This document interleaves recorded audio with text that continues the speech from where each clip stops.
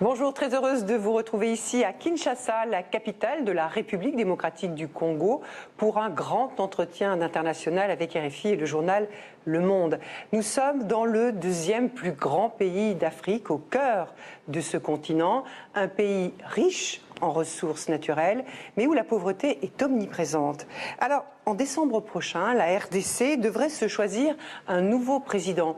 Joseph Kabila, au pouvoir depuis 17 ans, est arrivé au terme de son deuxième mandat en 2016. Beaucoup d'incertitudes planent encore sur ce scrutin, reporté à plusieurs reprises.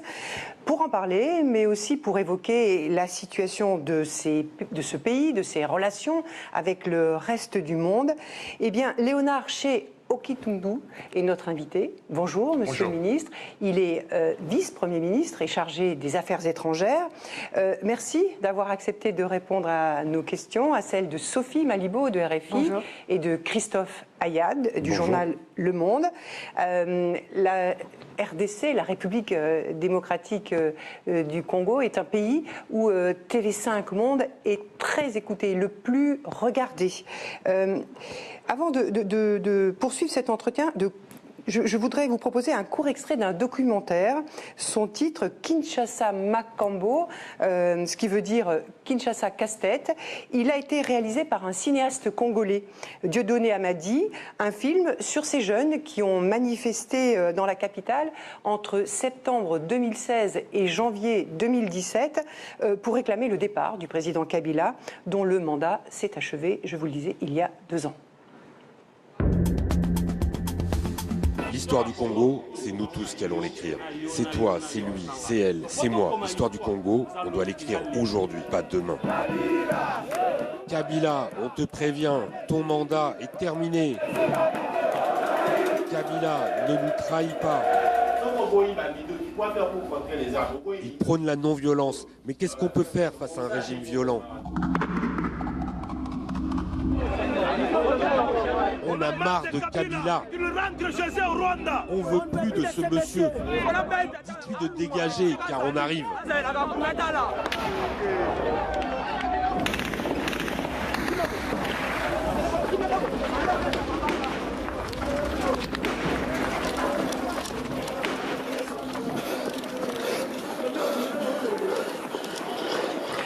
Alors, ce film a été présenté dans plusieurs festivals. Il a été primé, il vient juste d'être primé en Grande-Bretagne. Monsieur le ministre, cette impatience que l'on entend dans la rue, est-ce qu'elle a été entendue? Est-ce que vous pouvez nous confirmer que les élections du 23 décembre prochain auront bien lieu?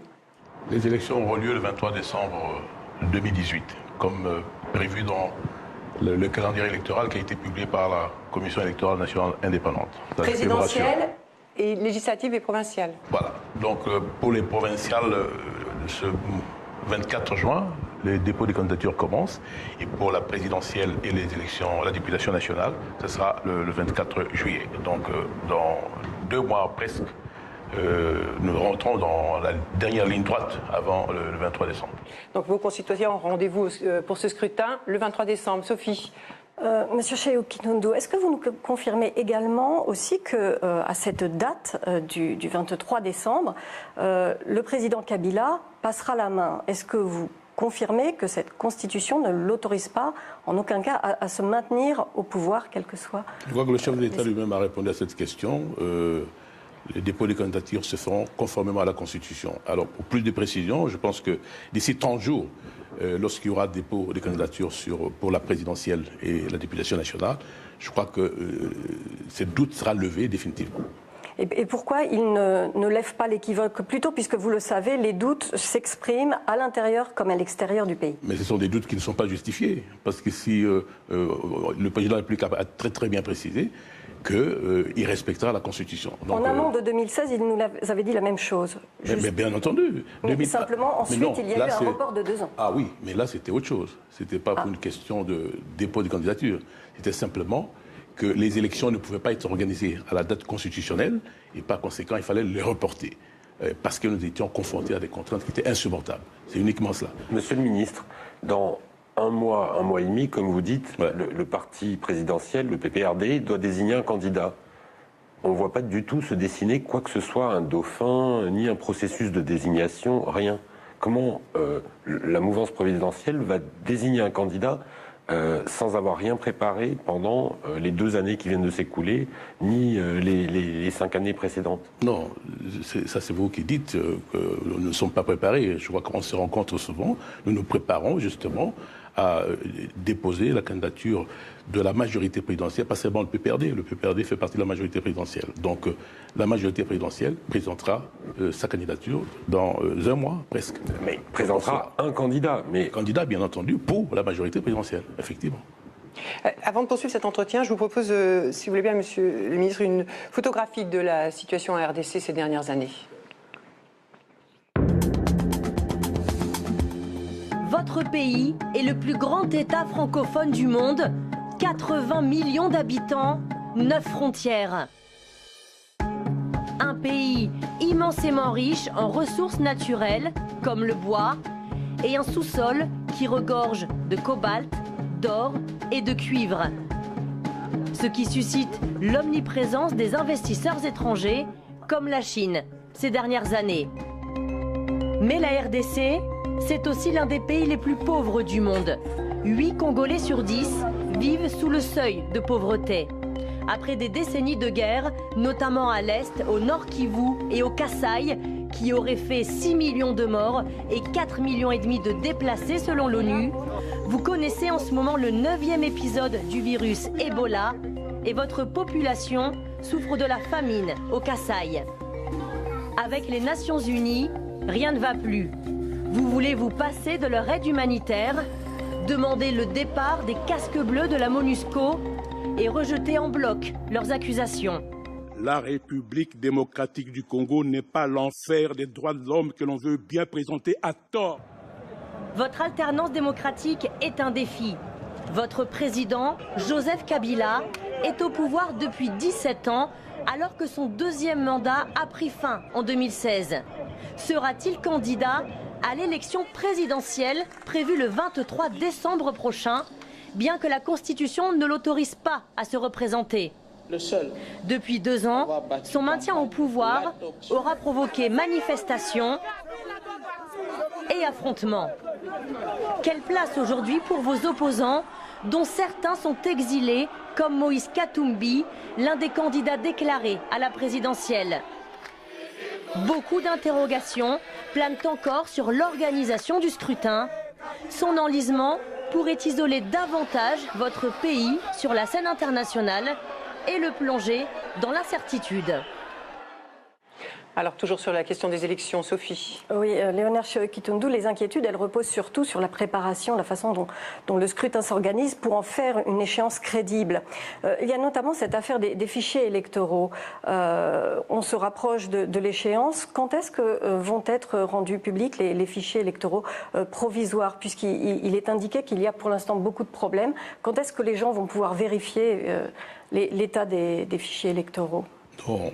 Il n'y a pas de problème insurmontable pour cela. Je pense que la Commission électorale indépendante a procédé d'abord au premier nettoyage du fichier, comme ça se fait normalement. Et puis de 46 millions d'électeurs, on est arrivé à 40 millions. Bon, ça c'était OK. Alors maintenant, ce fichier devait être soumis à un audit par l'Organisation internationale de la francophonie. C'est ce qui a été fait. Alors, cet audit, c'était pourquoi? C'était pour voir un peu s'il y a des insuffisances ou des erreurs qui ont été commises.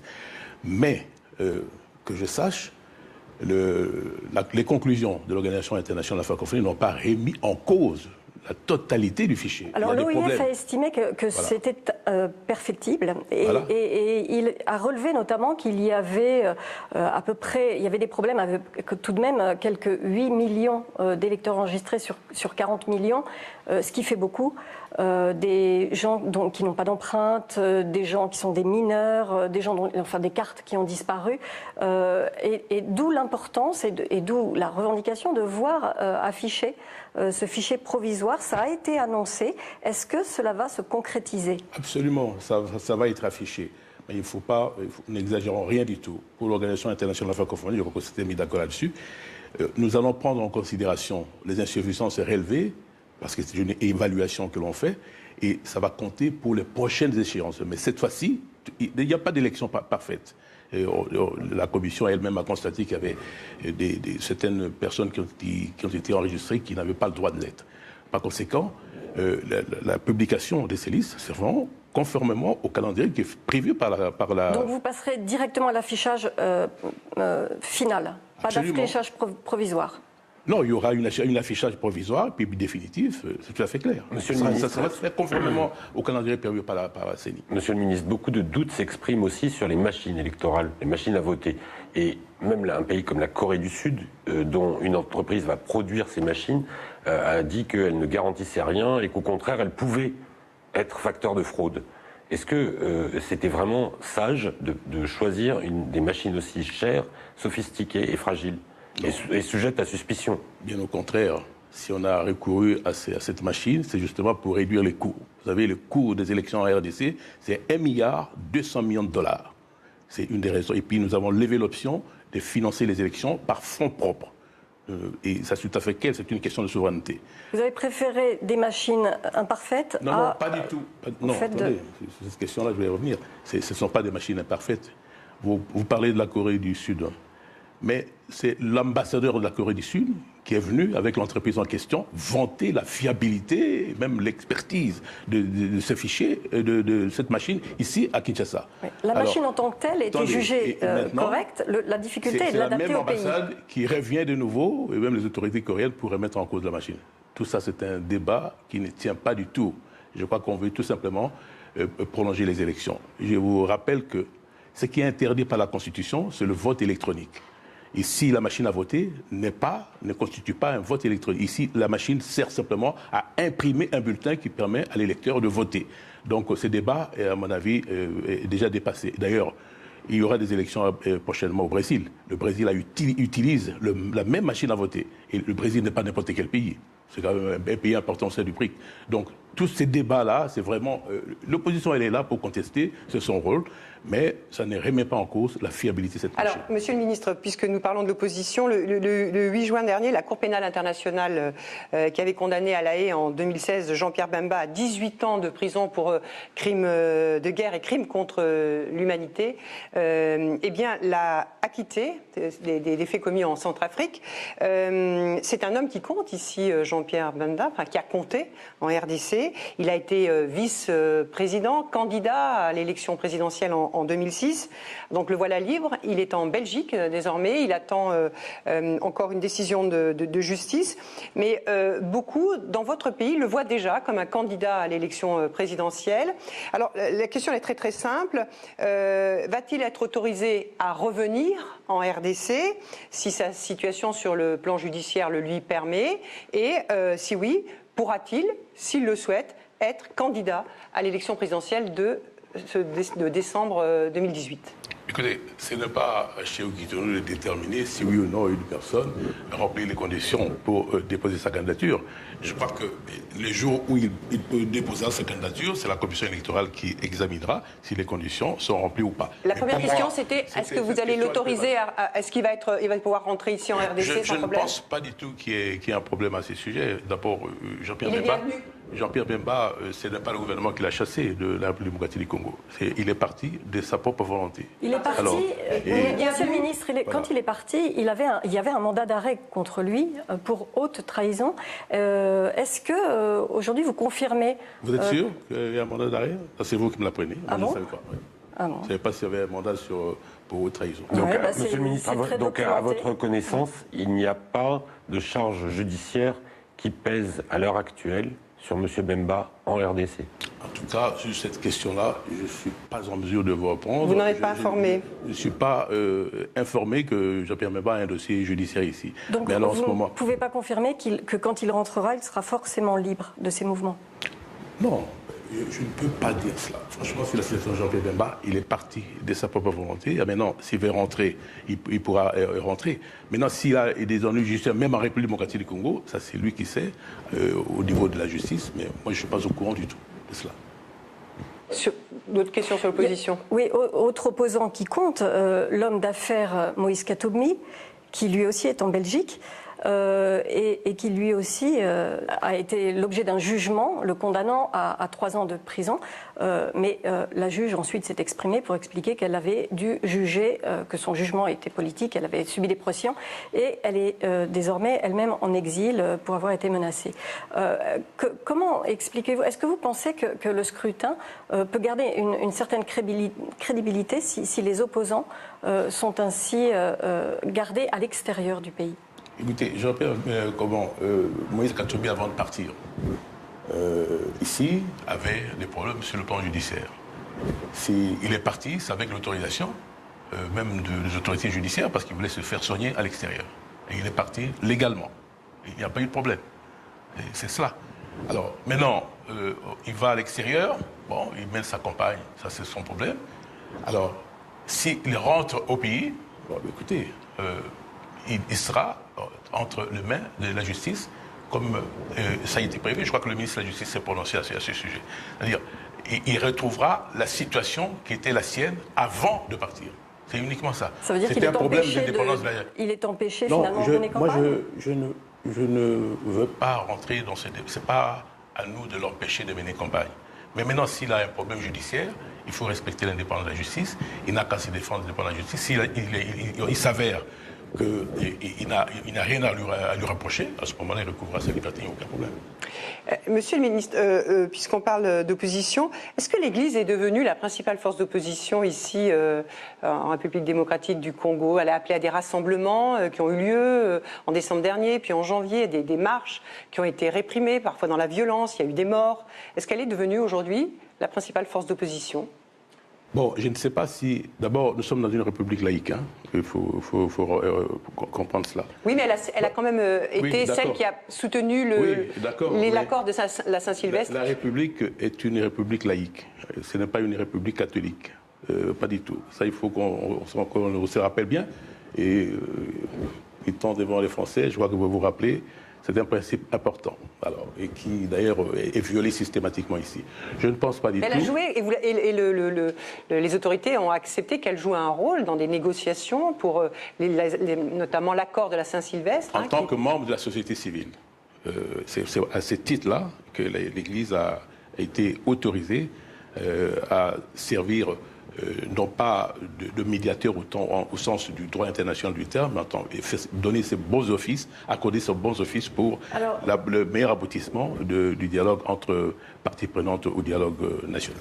Alors justement, le comité laïque de coordination demande des signes rassurants.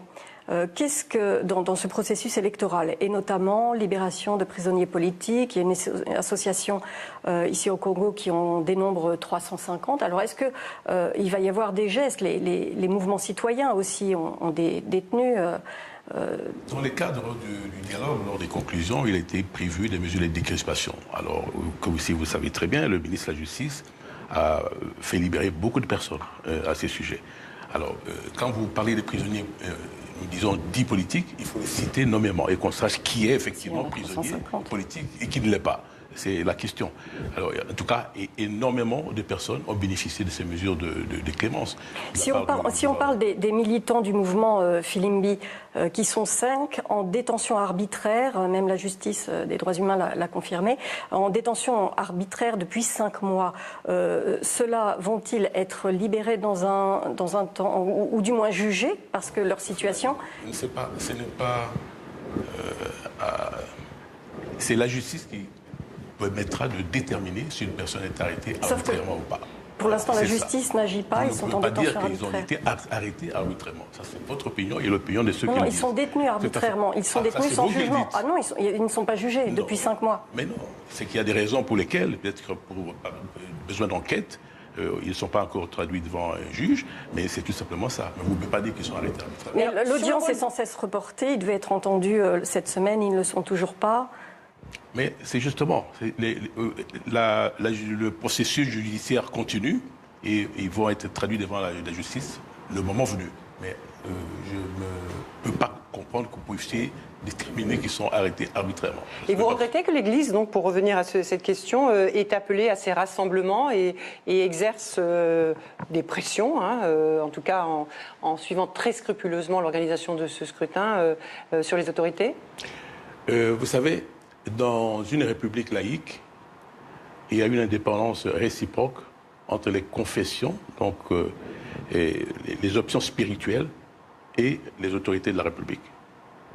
Les autorités ne se mêlent pas de ce qui se passe dans les confessions religieuses, et réciproquement, les confessions religieuses ne se mêlent pas de la politique. Et je crois que d'ailleurs, dernièrement... Donc l'Église doit rester dans ces églises. Dans ces églises, ça c'est tout à fait clair. Il faut qu'on comprenne. Bon, mais en entre-temps, on a développé un mouvement, que vous avez appelé tout à l'heure, les laïcs, qui prônent les manifestations, tout. Ça c'est tout à fait autre chose. Ils prônent la démocratie. Oui. Alors vous dites qu'ils demandent des signaux clairs. Ben, quels sont ces signaux clairs que la Commission électorale indépendante a publié le calendrier? Les élections auront lieu le 23 décembre. Et comme je vous disais maintenant, les dépôts de candidatures vont commencer le 24 juin. Quels autres signaux beaucoup plus clairs que cela? Monsieur le ministre, je reviens sur la question de l'Église. Oui. Est-ce que empêcher le nonce apostolique, qui est un peu l'ambassadeur du Vatican, de revenir dans le pays où il était en poste, est-ce que c'est une politique courante vis-à-vis du Vatican, qui est un État et qui qui a des intérêts importants au Congo, Ça, c'est vous qui m'apprenez. Qui a empêché le nonce apostolique d'être là? Je crois que le nonce apostolique, quand il est parti de lui-même. Oui, on n'a pas vu les autorités. C'est plus possible. Ah non, ça c'est vous qui le dites. Donc il est bienvenu. Moi, je n'ai pas reçu aucune demande de la part du nonce apostolique de venir à Kinshasa. Ça c'est vous qui me l'apprenez. Ça c'est quand même terrible. Et le nonce apostolique, est-ce qu'on l'a chassé, le nonce apostolique de la République démocratique du Congo? Non. Que nous sachions, moi j'ai reçu une note verbale. Je crois qu'il devait retourner pour consultation à Rome, et c'est tout. Alors, Monsieur le ministre, puisqu'on parle des relations de la RDC avec les autres États, les relations de votre pays avec l'ensemble de la communauté internationale se sont tendues ces derniers mois. Par exemple, des pays frontaliers, toujours cette question de l'élection, on y revient, mais des pays frontaliers comme l'Ouganda et l'Angola ont manifesté clairement l'intérêt qu'ils apportaient aux prochaines élections. Dans votre pays, ils souhaitent une alternance. Ils semblent redouter une situation de chaos à leur porte. Et si ces élections ne se déroulent pas. Alors, est-ce que c'est un intérêt légitime ou pour vous de l'ingérence? D'abord, est-ce que ces pays peuvent donner une leçon de démocratie à la République démocratique du Congo? Les pays que vous citez là. Franchement, est-ce qu'ils sont l'exemple de démocratie? Et vous êtes ici en République démocratique du Congo, vous remarquez très bien le pluralisme politique qu'il y a dans ce pays, la manière dont les gens s'expriment politiquement dans ce pays. Est-ce que dans leur propre pays, les citoyens peuvent faire la même chose? Nullement. Donc nous n'avons pas de leçon de démocratie à recevoir de ces pays-là. Je vous dis. Nous sommes un pays souverain, un point c'est tout. Et nous sommes dans une organisation internationale. S'il y a des problèmes, s'il y a des concertations à faire, des consultations, nous les ferons dans les organisations sous-régionales auxquelles nous appartenons. Et ça se fera. Vous n'avez pas apprécié les commentaires qui ont été faits donc, par les deux présidents? Mais, sur écoutez, la nécessité d'une alternance, sur que le président Kabila se dise clairement. Ce n'est pas. Mais ça, c'est ce que nous n'avons pas apprécié, c'est lorsqu'on les chefs d'État se trouvent à l'étranger et disent voilà, nous avons une initiative sur le Congo. Alors ça, c'est ce qui s'est passé. On peut resituer ça. C'est ce qui s'est passé à Paris avec le président Macron et effectivement l'Angola et le Rwanda. Voilà. Alors là, vous avez même convoqué les représentants de ces trois pays pour avoir des éclaircissements sur ces mots qui avaient été prononcés. Vous avez eu des éclaircissements? Non, pas du tout, jusqu'à présent. Très courtoisement, quand j'ai dit convoquer, c'est même trop dire, parce que ce n'était pas pour adresser des remontrances, tout simplement. Nous avons là des pays amis, et surtout la France, le Rwanda et l'Angola. Alors on nous apprend depuis l'extérieur qu'il y a une initiative qui est prise sur la RDC, alors que la RDC elle-même ne le sait pas et n'est pas associée à la prise de cette initiative. Alors ce que nous voulons, c'est obtenir des précisions à ces sujets. Vous n'avez pas obtenu? Non, jusqu'à présent, non. Monsieur le ministre, est-ce que vous avez l'impression que la France est en train de changer de position? Moi, je ne sais pas. Mais tout simplement, ce que nous avons regretté, c'est qu'on puisse, comme ça, déclarer depuis l'extérieur qu'il y avait une initiative sans que nous ayons été mis au courant. C'est tout simplement ce que nous avons regretté. Mais il n'y a pas de suite encore.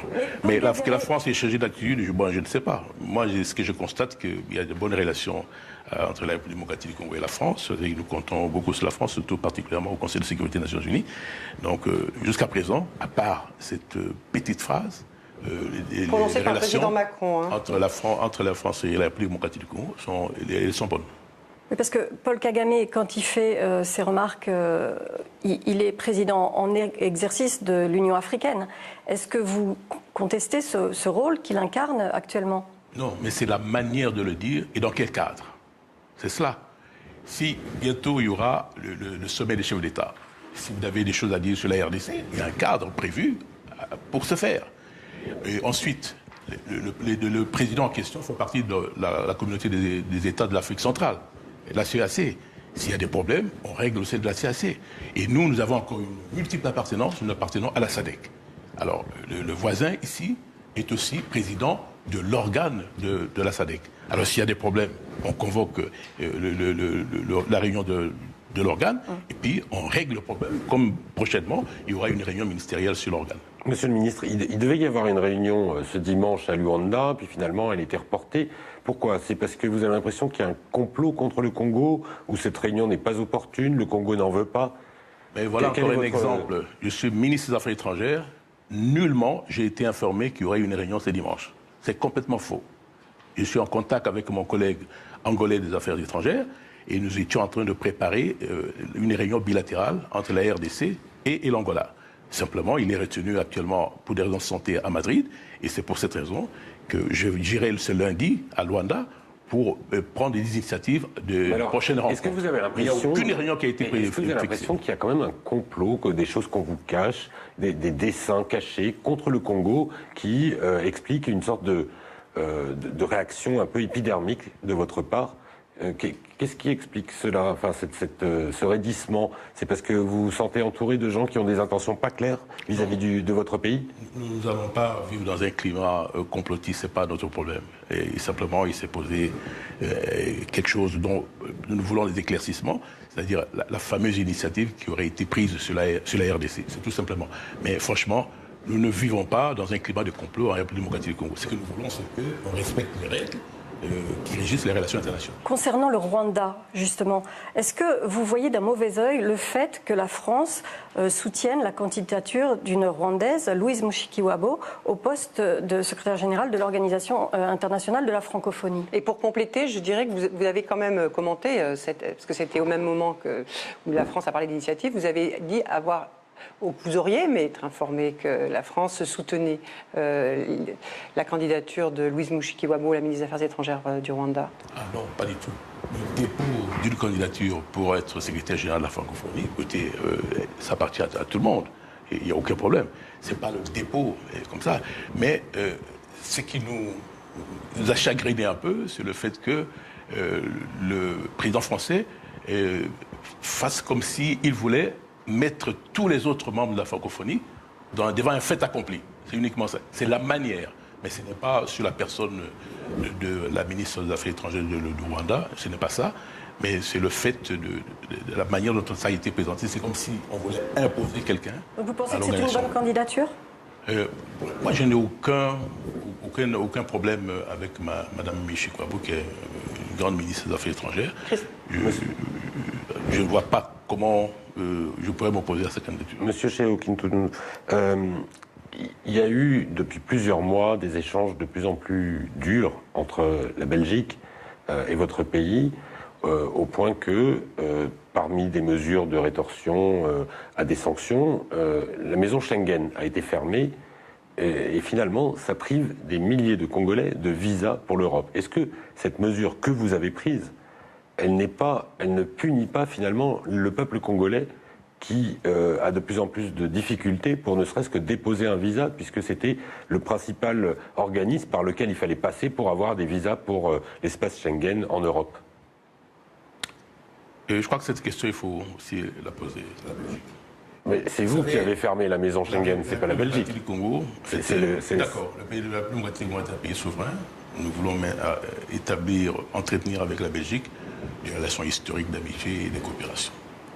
Mais ces mesures qui ont été prises, ce sont des mesures de rétorsion.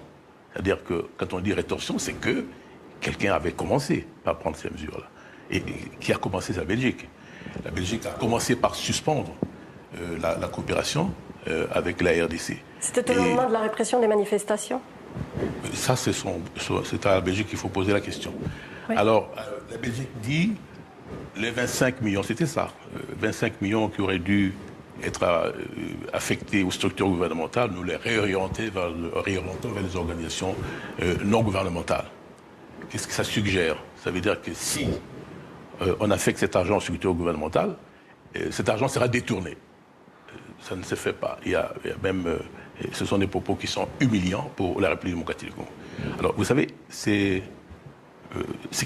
mesure-là, c'était la goutte d'eau qui a fait déborder le vase. Depuis une année, le ministre des Affaires étrangères belge, depuis Bruxelles, a toujours fait des commentaires acerbes contre le gouvernement de la République démocratique du Congo. Et ça, ne pouvons pas...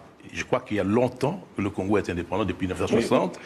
Et un responsable belge ne peut pas se comporter depuis Bruxelles comme étant dans une métropole de la vieille époque. Ça, c'est terminé, ça. Donc, mais en quoi ça vous sert, cette fermeture? Ça ne vous sert pas? Ça impacte les Congolais? Mais nous aussi. Même les membres du gouvernement ne peuvent pas se rendre actuellement dans les pays Schengen. Mais c'est une mesure de rétorsion souveraine que nous prenons. Alors, écoute, ça aussi, j'apporte une précision. Nous n'avons pas interdit à la Belgique d'accorder des visas. Ce que nous avons pris comme mesure, c'est de retirer la protection diplomatique à la maison Schengen. Je vous rappelle que, généralement, c'est à l'intérieur de l'ambassade qu'on accorde des visas. Mais à un moment donné, la France a délégué. Les Pays-Bas et le Portugal ont demandé à la Belgique d'exercer ces services en leur lieu et place. Alors ils ont dit, nous voulons le faire dans un cadre décentré parce qu'à l'ambassade, les conditions n'étaient pas favorables pour accueillir les gens. Et c'est comme ça qu'on a créé cette maison Schengen. Mais on en est là, ça va réouvrir? Non, écoutez, nous avons retiré la protection. Nous n'avons pas interdit à la Belgique d'accorder des visas. Nous avons retiré la protection diplomatique à la maison Schengen. La Belgique n'a qu'à se réorganiser. Mais vous savez, à la Belgique de faire le premier pas. C'est la Belgique qui a commencé à prendre des mesures contre la République démocratique du Congo. C'est par la Belgique que le scandale est arrivé. Si la Belgique prend des mesures, en ce moment-là, on verra. Mais nous ne pouvons pas rester bras croisés, bras ballants, et quand on prend des mesures contre nous, nous restons inertes. Nous devons réagir à ces mesures. C'est ça, moi, c'est ce que nous avons fait. D'accord, monsieur le ministre. Mais est-ce que, par exemple, ce qui se passe avec les Nations Unies, c'est aussi une réaffirmation de votre souveraineté? Parce que les relations se sont compliquées avec les Nations Unies. Vous récusez, si vous avez discuté les chiffres le nombre de réfugiés, il parle de 4,5 millions de réfugiés sur votre territoire, vous dites non par la voix de l'un de vos ministres, vous dites qu'il n'y en a pas plus de 200 000. Vous avez boycotté une conférence sur l'aide internationale qui concernait votre pays. Vous avez dit que la MONUSCO doit se retirer de ce pays à échéance de 2020. D'ailleurs, la MONUSCO, qui est dans son mandat, doit apporter une aide logistique à l'élection du 23 décembre. Qu'est-ce qui se passe avec l'ONU? Est-ce que vous pensez qu'elle empiète sur votre souveraineté? Vous voyez, vous posez la question et en même temps, vous y répondez. Quand on prépare une conférence internationale humanitaire sur la République démocratique du Congo, quel est le premier partenaire? C'est le gouvernement de la République. Vous ne pouvez pas organiser une conférence à l'insu du gouvernement de la République démocratique du Congo. C'est quand même terrible. C'est pour ça que nous nous sommes opposés. Nous n'avons pas récusé la solidarité internationale, pas du tout. Mais vous ne pouvez pas prendre des mesures, même humanitaires, en République démocratique du Congo, sans associer le gouvernement de la République démocratique du Congo. Les relations internationales sont basées sur la souveraineté. Et quand on dit Mais cette guerre de chiffres, alors, pourquoi dire il y a 200 000 Non, c'est pas ça le problème. Le problème, c'est que, quand vous voulez, nous avons boycotté la conférence tout simplement parce qu'on n'a pas associé la RDC dans la définition, la détermination des termes de référence de cette conférence-là. Ça ne se fait nulle part. Et nous ne voulons pas du tout que des petits groupes, même des petites organisations, puissent s'amuser à concocter des initiatives à l'extérieur et venir les imposer à les plus petits groupes. Ça, nous ne pouvons pas. Quand le secrétaire général des Nations Unies, M. Guterres, écrit au président Kabila en lui demandant à le rencontrer et qu'il ne reçoit pas de réponse, c'est une façon de couper les ponts? Non, moi-même j'étais, vous voyez ce que vous dites, moi j'étais moi-même à New York. J'ai vu le secrétaire général des Nations Unies. On a discuté, on est en train de voir quelle est la date qui convient le mieux, à la fois pour le secrétaire général, le chef de l'État et même le président de la Commission de l'Union africaine. Alors, tout ça, ce sont des bobards. Quand aura lieu cette visite, justement? Mais non, on est en train d'envisager, de voir quelle est la date qui convient pour les 3 personnalités. C'est tout simplement ça. Vous regrettez souvent, Monsieur Sékou Toundou, qu'on compare la RDC à un pays en guerre. Je vous propose d'écouter ce que disait Nikki Haley, l'ambassadrice américaine à l'ONU, elle parlait du processus électoral aussi. Oui.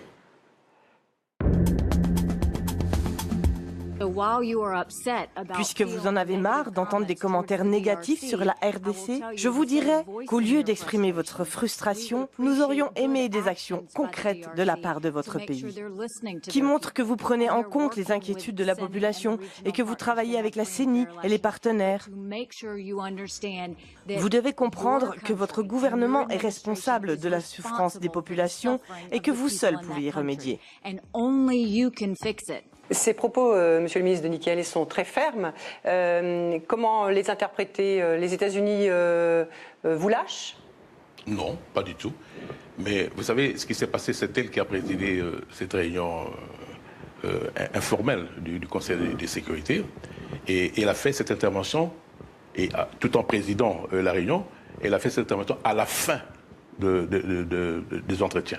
C'est bien qu'elle ne m'a pas donné la possibilité de réagir à ce qu'elle a dit. C'est tout simplement ça. Mais et sur l'état de vos relations avec les États-Unis? Un peu tendancieux parce qu'elle a invité une personne qui fait partie d'une organisation de défense des droits de l'homme, qui a fait toute une litanie d'accusations qui était totalement infondée. C'est pour ça que j'ai réagi assez violemment, qui n'était basée sur rien. Il n'a apporté aucune preuve.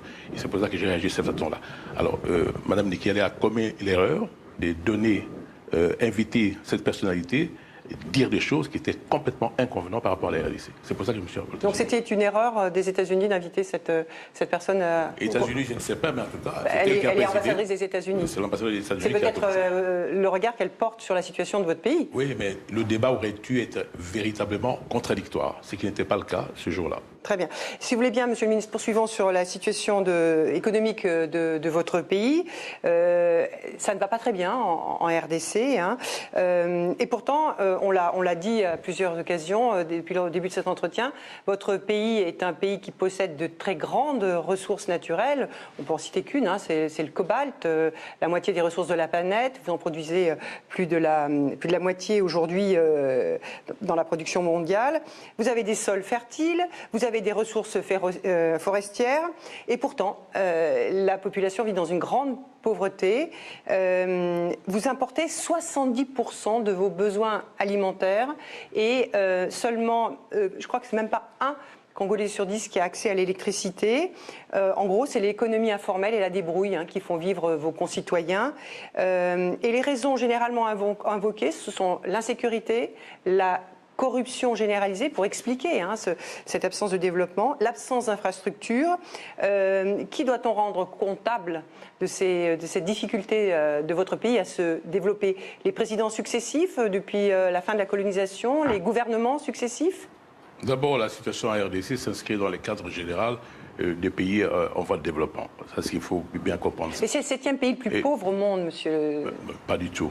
Ce sont les chiffres du FMI et de la Banque mondiale. Vous croyez que les pays de la région ici, les Congolais peuvent envier la situation de ceux qui des pays, des associations des pays qui nous entourent? Où c'est? Mais pour l'instant, on parle de la RDC. C'est pour ça que je vous dis. Donc ici, dans notre pays, on revient de loin. Il y a beaucoup de progrès qui ont été réalisés. C'est-à-dire que c'était un pays post-conflit. Et vous avez parlé de matières premières. À un moment donné, les prix des matières premières ont chuté considérablement. C'est maintenant qu'on est en train de se relever, notamment avec le cuivre et le cobalt, mais les prix ont chuté considérablement.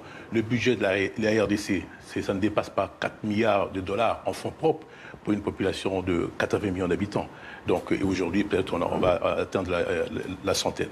Donc il y a énormément de difficultés. Ce sont les manques des moyens qu'il faut. Vous parlez de la corruption, mais la corruption ne sévit pas outre mesure en RDC que dans d'autres pays. Dans les classements internationaux, votre pays est très mal placé en concernant il faut prendre des mesures conséquentes à ces sujets. Et la mauvaise gouvernance. Et on s'y emploie. Le chef de l'État d'ailleurs a nommé un conseiller exprès dans ce domaine-là. Il y a un grand travail qui se fait. Donc on peut compter effectivement l'avenir. Monsieur le ministre, il y a plus de 10 ans, on parlait déjà de fabriquer un 3e barrage, Inga 3, qui devait prendre le relais de Inga 2 et Inga 1, qui datent des années 60-70. En 10 ans, rien n'a été fait, rien n'a avancé. Dans un pays où un habitant sur 10 a accès à l'électricité de manière constante et courante. Comment ça se fait ? Le problème d'Inga est un problème structurel. C'est-à-dire Inga n'a pas été conçu à l'époque vraiment pour offrir l'énergie à toute la population. C'était plutôt c'est pour ça qu'un 3e projet était nécessaire. Exactement, un 3e projet est nécessaire. Mais actuellement, je crois qu'un appel d'offres a été fait. Il y a actuellement des consortiums. Il y a l'Espagne, il y a l'Afrique du Sud et nous. Et on est en préparation, effectivement, pour monter ce... Mais est-ce qu'au bout de 2 mandats... Malgré ça, c'est vraiment une question d'avenir. C'est qu'il faut, pour résoudre la question énergétique en RDC, parce que la desserte est vraiment faible, à 9% à peu près, il faut nécessairement des microcentrales à travers toute la République démocratique du Congo. Mais on ne peut pas, ici, dans l'immédiat, mettre tous les espoirs sur Inga. Voilà. Je crois que ça, c'est au bout de 2 mandats du président Kabila, c'est normal que on en soit à des statistiques aussi faibles. Mais 2 mandats, avec quels moyens ? C'est pour ça que je dis qu'il faut aussi faire un travail comparatif. Et le prix du cuivre avait chuté considérablement. Même Glencore, à un moment donné, avait fermé. Il était déjà parti. Les Américains avaient même vendu le Tenkefukuome aux Chinois. L'économie était à ce point extravertie, et puis de la monoproduction, qui fait qu'à chaque fois que les prix baissent au niveau international, ça a des répercussions. Mais monsieur le ministre, je me permets de vous poser cette question parce que l'agence Bloomberg, cette agence de presse américaine spécialisée dans l'information économique, révélait dans une étude il y a 1 an que le président et son entourage se sont constitués un empire économique qui a généré des centaines de millions de dollars. Alors la question est très simple, comment peut-on réussir à la tête de l'État, dans l'entourage du président, et pas pour le développement de ce pays ? Mais quel est cet empire ? Où ? L'agence Bloomberg est une agence sérieuse, monsieur le ministre. Mais c'est où ? Il faut qu'on nous donne des précisions. Il y a des investissements dans 70 entreprises ici. Oui, dans les mines, etc. C'est très documenté. Hein, je vous engage à regarder. Vous l'avez vu, ce rapport, ou pas ? Pas du tout. Je crois que tout ça, c'est des histoires. Pour l'instant, je ne pense pas du tout qu'il y ait un véritable empire. Mais alors, empire, où est-ce que cet empire est installé et quelles sont les productions ? C'est documenté dans ce rapport de l'agence Bloomberg. Mais la vraie question, c'est comment on peut, notamment au sommet de l'État et dans l'entourage du président, s'enrichir et en même temps ne pas réussir à mettre ce pays sur les rails du développement ? Pourquoi est-ce qu'il y a une notion, est-ce que la notion d'intérêt général, l'intérêt public, est suffisamment développée ici ? Absolument, en tout cas au sein du gouvernement, oui. Je ne pense pas du tout qu'aujourd'hui on peut accuser le gouvernement de détournement. Moi-même, je suis membre du gouvernement, je ne vois pas en quoi j'ai détourné aux affaires étrangères. Moi, je ne pense pas du tout. Tout ça, c'est des racontars. Je voudrais revenir sur un chapitre qui a à voir justement avec les problèmes du développement. C'est aussi l'insécurité sur toute une frange du territoire, notamment des territoires entiers qui sont hors contrôle et qui sont aux mains des groupes armés. Comment vous expliquez aussi, vous qui avez demandé à ce que la MONUSCO d'ailleurs se retire d'ici 2020, sans avoir la garantie d'arriver à y apporter la paix, comment vous expliquez que votre armée ne puisse pas rétablir la sécurité dans ces provinces ? Il y a eu des moments, il y a eu des groupes armés qui étaient en affaiblissement total et puis ils ont ressurgi tout simplement parce qu'il n'y avait personne pour finir de les mettre hors d'état de nuire. Tout à fait, il y a des groupes armés qui sévissent à l'est de la République du Congo, mais en tout cas, un grand effort pour leur éradication a été accompli. Vous parlez de la MONUSCO. Ce que nous reprochons à la MONUSCO, c'est justement cela. La MONUSCO, dans son mandat, est ici pour la protection des personnes civiles. Et jusqu'à présent, ils ont voulu jouer un rôle plutôt défensif ou même inactif. Ce sont les forces armées de la République démocratique du Congo qui luttent contre les groupes armés à l'est de la démocratie. Et cette région-là, vous savez, ce n'est pas pour rien que ces groupes armés se focalisent dans cette partie de la République démocratique du Congo. D'abord, il y a des richesses minières, mais il y a aussi certaines complicités dans les pays limitrophes. C'est pour ça que nous avons signé l'accord cadre. Et avec certaines franges de l'armée, peut-être ? Ça, il peut y avoir peut-être un ou des individus, mais ce n'est pas quelque chose qui soit systématiquement au niveau de ces structures de commandement de l'armée. Alors comment vous expliquez son incapacité à prendre le dessus définitivement sur ces groupes qui pullulent dans la région? Mais c'est ce que je dis. Aujourd'hui, un grand effort a été accompli sur ce plan-là. Parce que ce qui se passe, c'est quoi? C'est que ces gens luttent avec des méthodes asymétriques. Et le gouvernement ne dispose que des moyens qui sont conventionnels. C'est ça. L'autre combat, c'est comment disposer des moyens conventionnels. Et en même temps, vous savez très bien que la RDC est sous embargo. À chaque fois que nous voulons acheter des armes, on nous l'interdit. Donc il y a ce problème à l'Est, mais en tout cas, aujourd'hui, je crois que la situation est sous contrôle. Et il y a des groupes armés qui continuent, qui proches des résistances qui se maintiennent, mais notre détermination est effectivement de les éradiquer, notamment avec l'appui de la MONUSCO, conformément à la résolution. Alors, il nous reste 2 minutes. Je voudrais peut-être vous poser une dernière question qui concerne le docteur Denis Mukwege. C'est ce gynécologue chirurgien, puisqu'on parle de l'Est du pays, qui a réparé, on appelle l'homme qui répare les femmes. Hein. Il a réparé des dizaines de milliers de femmes qui ont été violées, parce que le viol est une arme de guerre dans l'Est de votre pays. Aujourd'hui, quand il n'est pas à l'étranger, il vit dans l'enceinte de cet hôpital qui est protégé par la MONUSCO. Est-ce qu'il est très critique par rapport au gouvernement et au président. Est-ce que vous, aujourd'hui, ou malgré ces critiques, et compte tenu de son engagement, vous vous sentez comptable de sa sécurité? Franchement, est-ce que le docteur Mukwege est menacé par les autorités de la République démocratique du Congo? Moi, je ne vous crois pas. Il y a des gens qui sont beaucoup plus durs. Il a échappé à une tentative d'assassinat. De la part du gouvernement de la République? Non, mais je vous dis que sa situation... Donc, mais je vous dis, est-ce que vous vous sentez comptable de sa sécurité? Écoutez, les autorités gouvernementales, les autorités de la République démocratique du Congo n'ont rien à voir avec le professeur Mukwege. Il a fait un travail qui est reconnu par la communauté internationale. Nous en prenons acte. Il est connu dans le monde entier, il a eu le prix Sakharov. Voilà. Mais alors, l'opposition existe en RDC. Est-ce que l'opposition est aussi inquiétée, que ce soit au Parlement ou même dans la rue? L'opposition existe. Je ne vois pas pourquoi on inquiéterait le professeur Mukwege. Mais c'est un homme à protéger, que vous protégez? Enfin, mais écoutez, est-ce qu'il mérite une protection particulière? S'il estime qu'il est menacé et sa situation nécessite la protection... Mais l'un des chirurgiens qui travaillait avec lui a été assassiné. Mais par qui? Par les autorités de la République démocratique du Congo? Non, mais est-ce que... mais vous voyez, est-ce que vous dites? Mais si lui, il estime qu'il est en insécurité et que sa situation nécessite que les autorités assurent sa protection, effectivement, on le fait. La suspicion, c'est parfois que le pays a tendance à laisser proliférer certaines menaces dans certaines régions pour justifier finalement de tenir le pays d'une main de fer. Qu'est-ce que vous répondez à ça? Par exemple, où? En Ituri. Voilà. Nous laissons pourrir exprès le gouvernement de la République? Ce sont des analyses qui circulent. Quelles analyses? C'est des procès d'intention. Oui. C'est effectivement des gens qui veulent attaquer le gouvernement pour rien du tout. Alors nous arrivons au terme de cet entretien, Monsieur le ministre. Merci beaucoup d'avoir accepté de répondre à aux questions de TV5 Monde, à celles de Sophie Malibaud de RFI et de Christophe Ayad du journal Le Monde.